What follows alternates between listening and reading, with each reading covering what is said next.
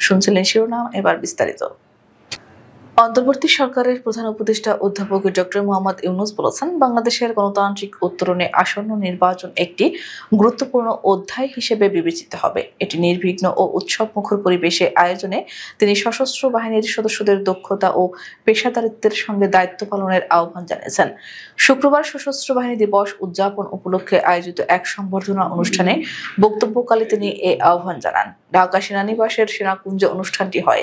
অধ্যাপক ইউনূস বলেন, আমরা শিগগিরই একটা নির্বাচনের দিকে যাচ্ছি। এই নির্বাচনের মাধ্যমে নতুন বাংলাদেশের দিকে যাত্রা করব। সেটি আমাদের স্বপ্ন। এই নির্বাচন যেন সর্বাঙ্গ সুন্দর হয়, আনন্দমুখর হয়, উৎসবমুখর হয় এবং আমাদের সে যাত্রাপথে সুন্দরভাবে রওনা দিতে পারি। সেজন্য সবাই মিলে চেষ্টা করব।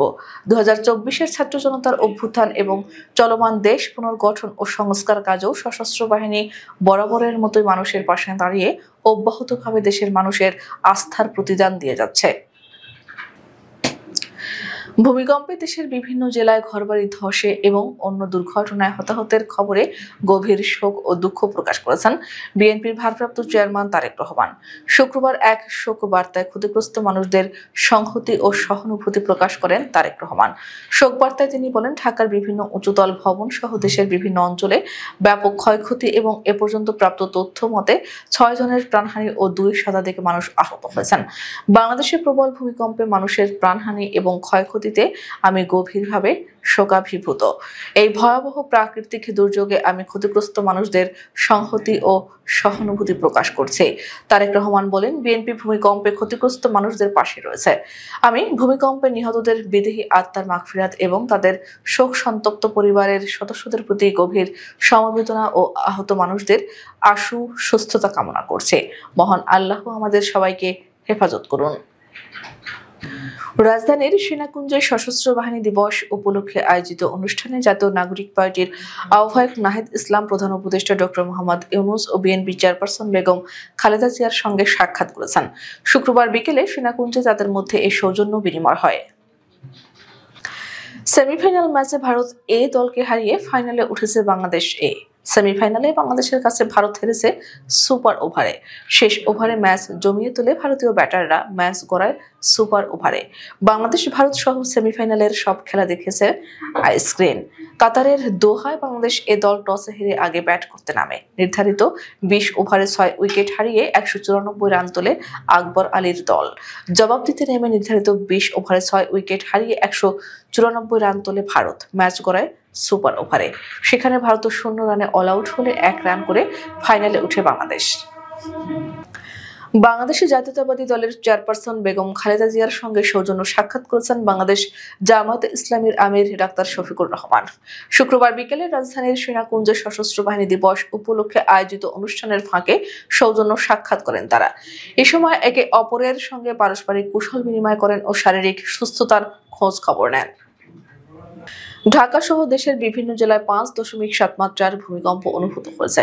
নরসিংদীর মাধবদীকে কেন্দ্র করে হওয়া এক কম্পনে সারা দেশে এ পর্যন্ত 10 জনের মৃত্যুর খবর পাওয়া গেছে।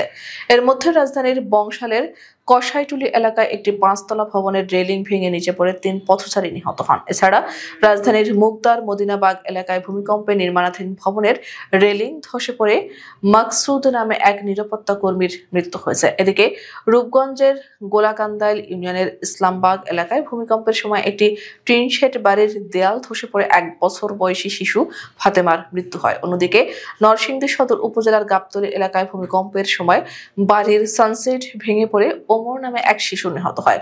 একই ঘটনায় তার বাবা দেলোয়ার হোসেন উজ্জ্বল আহত অবস্থায় পড়ে মারা যান। এছাড়া জেলার পলাশ উপজেলার মালিতা গ্রামে মাটির ঘরের দেয়াল ধসে কাজী মালি ভুইয়া নামে এক বৃদ্ধের মৃত্যু হয়েছে।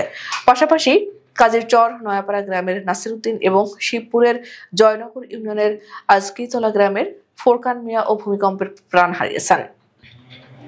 3 দাবি আদায় অন্তর্বর্তী সরকারকে আলটিমেটাম দিয়েছেন সরকারি প্রাথমিক বিদ্যালয়ের সহকারী শিক্ষকরা। আগামী 29 নভেম্বরের মধ্যে তাদের সব দাবি মেনে নেওয়া না হলে 30 নভেম্বর থেকে দেশের সব সহকারী শিক্ষক অনির্দিষ্টকালের জন্য কর্মবিরতিতে যাবেন।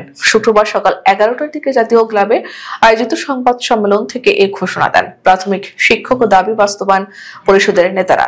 সংবাদ সম্মেলনে হুঁশিয়ারি দিয়ে সংগঠনের সভাপতি মোহাম্মদ আবুল কাশেম বলেন, আগামী 29 নভেম্বর 3 দাবির বাস্তবায়নের প্রজ্ঞাপন বা দৃশ্যমান অগ্রগতি না হলে প্রয়োজনে বার্ষিক পরীক্ষা, বৃত্তি পরীক্ষা বর্জন সহ আরো কঠোর কর্মসূচির ঘোষণা আসতে পারে। শিক্ষকদের 3 দাবি হলো 10ম গ্রেডে বেতন নির্ধারণ, 10 বছর ও 16 বছর পূর্তিতে উচ্চতর গ্রেড, সমস্যার সমাধান ও শতভাগ বিভাগীয় পদোন্নতি। মওদুদের গোষ্ঠীরা কোরআন হাদিস জানে না, তারা কোরআনের অর্থ জানে না এবং এই বংশগুলোর যেরকম ইচ্ছা সেরকম ইসলামের বিরুদ্ধে বিভিন্ন বই লেখে। আল্লাহর রাসূল সত্যের মাপকাঠি নয়, মওদুদি বলেছেন। রাসূল সাল্লাল্লাহু আলাইহি ওয়াসাল্লাম সকলেই নাকি পাপী, এই জাতির সাথে যারা মিলবে তারাই বেঈমান হবে। মওদুদির গোষ্ঠীরা ইসলামের দুশমন, শয়তানের কথা যাহা আছে সবকিছু শুরু করেছে এখন মওদুদির বংশধররা। মওদুদির বংশধের উপর খোদার লানত পড়বে। শুক্রবার দক্ষিণ পূর্ব এশিয়ার অন্যতম সর্ববৃহৎ ইসলামী শিক্ষা কেন্দ্র আল জামিয়াতুল আহলিয়া দারুল উলুম মুইনুল ইসলাম হাটহাজারী মাদ্রাসার বিশেষ সমাবর্তনমূলক দস্তারবন্দি সম্মেলন ও বার্ষিক মাহফিলে এ কথাগুলো বলেছেন হেফাজত ইসলাম বাংলাদেশের আমির মাওলানা মহিবুল্লাহ বাবুনগরী।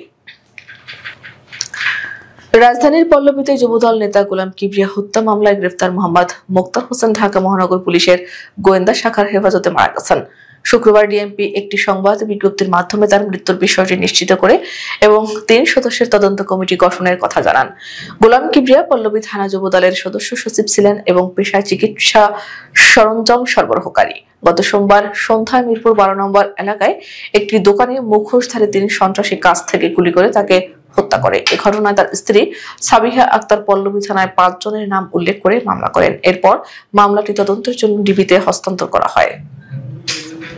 পাবনার ফরিদপুর উপজেলা বিএনপির অফিসে ভাঙচুর, ককটেল বিস্ফোরণ ও গুলি বর্ষণের ঘটনা ঘটেছে। ঘটনাস্থল থেকে একটি অবিস্ফোরিত ককটেল উদ্ধার করেছে পুলিশ। এ ঘটনায় এলাকায় আতঙ্ক বিরাজ করছে, তবে এতে হতাহতের কোনো খবর পাওয়া যায়নি। বৃহস্পতিবার গভীর রাতে পৌর সদরের থানাপাড়া এলাকায় এ ঘটনা ঘটে। ফরিদপুর থানার ভারপ্রাপ্ত কর্মকর্তা শাকিউল আজম এ তথ্য নিশ্চিত করেছেন। জানা গেছে, বৃহস্পতিবার রাত 12টার দিকে পৌর সদরের থানাপাড়া এলাকায় উপজেলা বিএনপির অফিসে ভাঙচুর চালায় দুর্বৃত্তরা। এ সময় তারা দলীয় কার্যালয়ের চেয়ার টেবিল ভাঙচুর করে এবং কয়েকটি ককটেলের বিস্ফোরণ ঘটায়। রাজধানীর কাজীপাড়া মেট্রো স্টেশন এলাকার মেট্রো রেল লাইনে 2টি অবিস্ফোরিত ককটেল উদ্ধার করেছে ঢাকা মহানগর পুলিশের কাউন্টার টেরোরিজম অ্যান্ড ট্রান্সন্যাশনাল ক্রাইমের বোমা নিষ্ক্রিয়করণ ইউনিট। শুক্রবার 21 নভেম্বর বেলা আনুমানিক 11:30টার দিকে মেট্রো রেল লাইনে ককটেল 2টি পড়ে থাকতে দেখেন স্টেশনের কর্তব্যরত কর্মকর্তারা।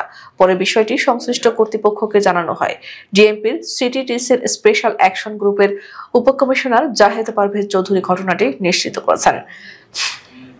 ভবিষ্যতে আর কখনো সংগঠনের কোনো কার্যক্রমে জড়াবো না বলে পদত্যাগের ঘোষণা দিয়েছেন গোপালগঞ্জের টুঙ্গিপাড়া পাটগাতি ইউনিয়ন শাখার নিষিদ্ধ ছাত্রলীগের সভাপতি ফজর আলী।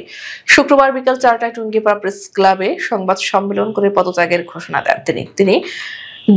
গিমাডাঙ্গা পূর্ব পাড়া গ্রামের মোহাম্মদ আলী বিশ্বাসের ছেলে। সংবাদ সম্মেলনে লিখিত বক্তব্যে ফজর আলী বলেন, ব্যক্তিগত ও পারিবারিক সমস্যার কারণে পাটগাতি ইউনিয়ন ছাত্রলীগের সভাপতির পদ থেকে আমি পদত্যাগ করেছি। ভবিষ্যতে আর কখনো এই সংগঠনের কোনো কার্যক্রমে আমি জড়াবো না। এখন থেকে এই সংগঠনের আমি আর কেউ না। ময়মনসিংহের ট্রেনে অগ্নিসংযোগের ঘটনার মূল হোতা যুবলীগ কর্মী মোহাম্মদ সোহেল মাহমুদকে গ্রেপ্তার করা হয়েছে। এ ঘটনায় আদালতে স্বীকারোক্তিমূলক জবানবন্দি দিয়েছেন তিনি। শুক্রবার বিকেলে জিআরপি থানা পুলিশের দায়ের করা নাশকতামূলক কর্মকাণ্ডের অভিযোগে বিশেষ ক্ষমতা আইনের মামলায় তাকে আদালতে পাঠানো হলে তিনি জবানবন্দি দেন। দুবাই এয়ার শোর উড়ন্ত প্রদর্শনীর সময় ভারতীয় বিমান বাহিনীর একটি তেজস যুদ্ধ বিমান শুক্রবার বিকেলে বিধ্বস্ত হয়েছে। দুর্ঘটনার পর আল মাকতুম আন্তর্জাতিক বিমানবন্দরের আকাশে ঘন কালো ধোঁয়া দেখা যায়। ইন্ডিয়ার এয়ার ফোর্স নিশ্চিত করেছে এই ঘটনায় বিমানের পাইলট নিহত হয়েছেন।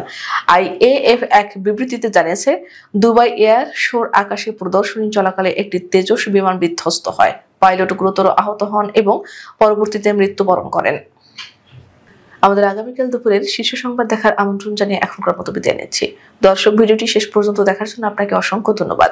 নিত্য নতুন সংবাদ পেতে আমাদের ইউটিউব চ্যানেলটি সাবস্ক্রাইব করুন ও নিয়মিত নোটিফিকেশন পেতে বেল বাটনটি ক্লিক করুন এবং আমাদের ফেসবুক পেজটিতে লাইক করুন। এছাড়াও আমাদের ভিডিওতে লাইক দিয়ে শেয়ার করুন। আল্লাহ হাফেজ।